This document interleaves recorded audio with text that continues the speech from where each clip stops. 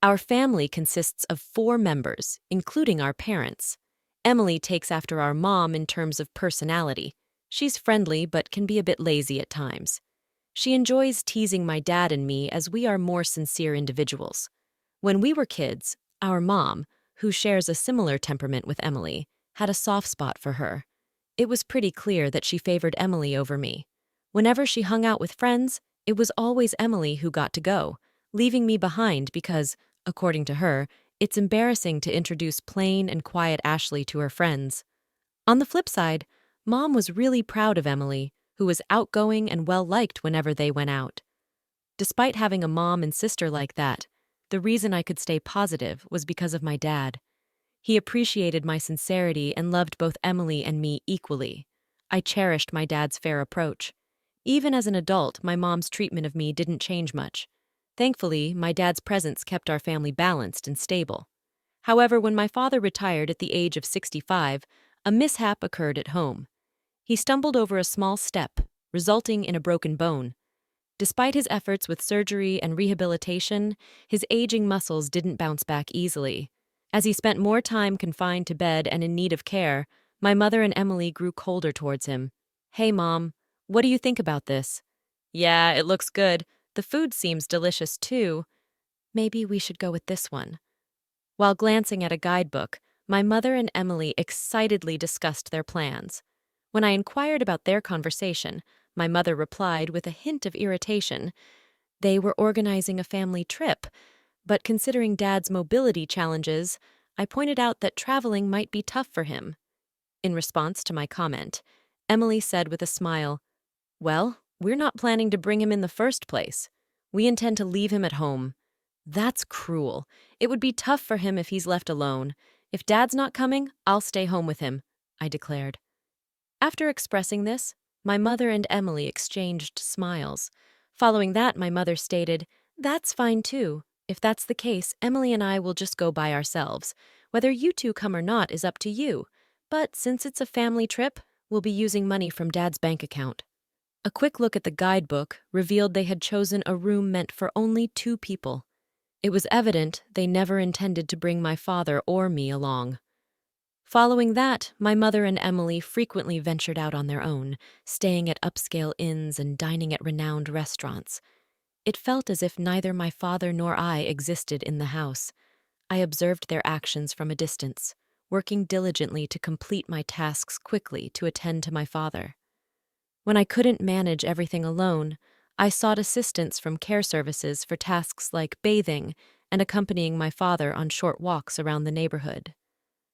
On days when I had to work late, I asked my mother and Emily to look after my father. However, they avoided the responsibility. "Ashley, I came to help with the bath, but is there no one at home today?" Upon receiving a notification from the care service staff, I promptly called my mother and Emily. Despite informing them of the staff's visit in advance, they had left my father alone and gone out. When they finally returned home, I confronted them, but there was no apology. "The staff are professionals, right? It's okay, even if we aren't there. Dad is an adult. He'll be fine being left alone. We don't want our time taken up caring for him like you." It seemed they genuinely believed they were doing nothing wrong. Realizing I couldn't rely on them, I decided that taking care of my father was my responsibility. I juggled work and caregiving. The daily grind was far from easy, especially since neither my mother nor Emily showed any concern or understanding. As the days passed, my father's condition worsened. He spent more time seated than walking and ate much less. Approaching the 9th year of caring for my father, I grew worried about his frail appearance. When I took him to the hospital, a shocking diagnosis awaited me. "Your father has advanced cancer. It can't be." Realizing that our time with him might be limited, I was determined to support him in his final days. I made the difficult decision to quit my job and become his full-time caregiver. I knew I had to share this with my mother and Emily. Their reactions were quite unexpected. "Really? He never drank or smoked." "It's unfortunate that such a sincere person ended up with cancer," my mother remarked. "I can't believe you'd give up your job to take care of Dad." "I'd never make that choice," Emily said, looking stunned. I expected them to be concerned about him, but there was no sign of it. Their indifference surprised me as if it was someone else's problem. In the end, they only visited him briefly in the hospital and never made a proper visit. I provided daily support during his chemotherapy treatments. Despite our efforts, the cancer continued to progress, and 6 months later, he passed away. The days following the diagnosis were a blur.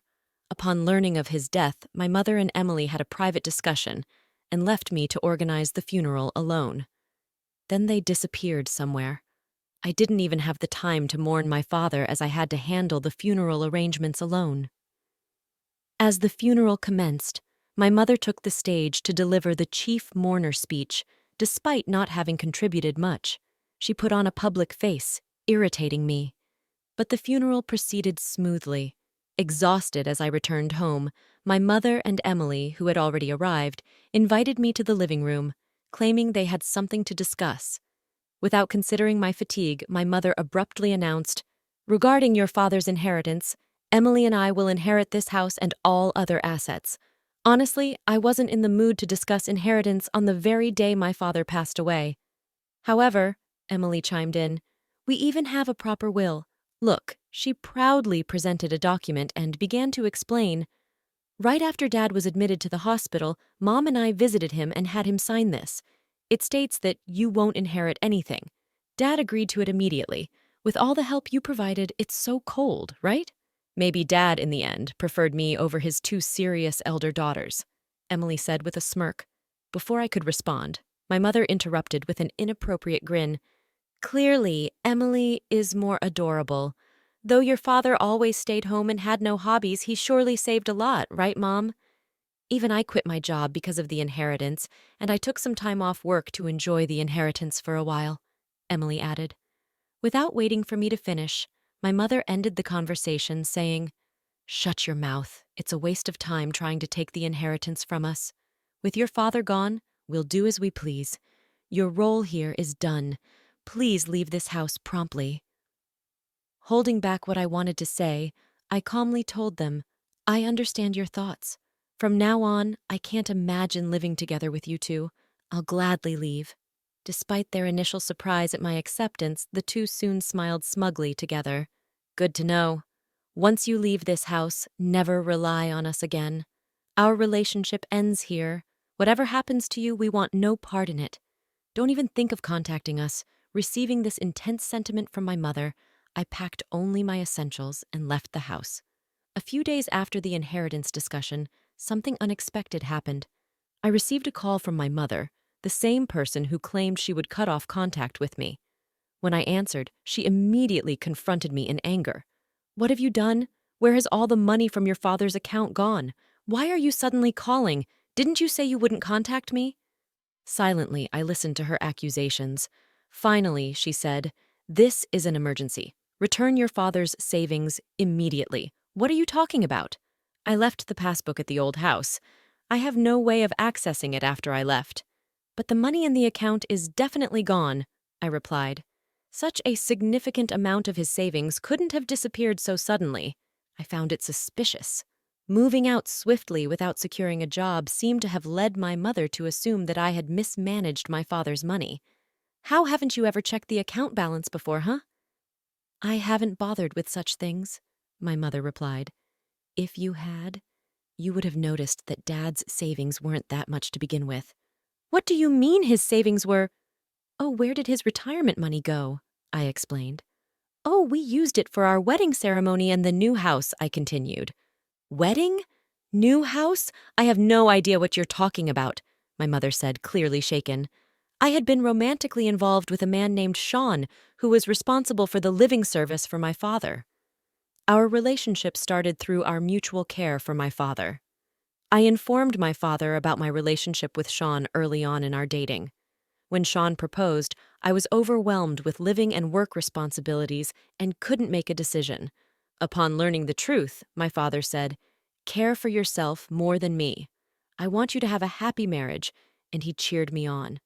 Despite my hesitations, he even started assisting with the wedding venue, selecting a new place to live, and looking for a new home.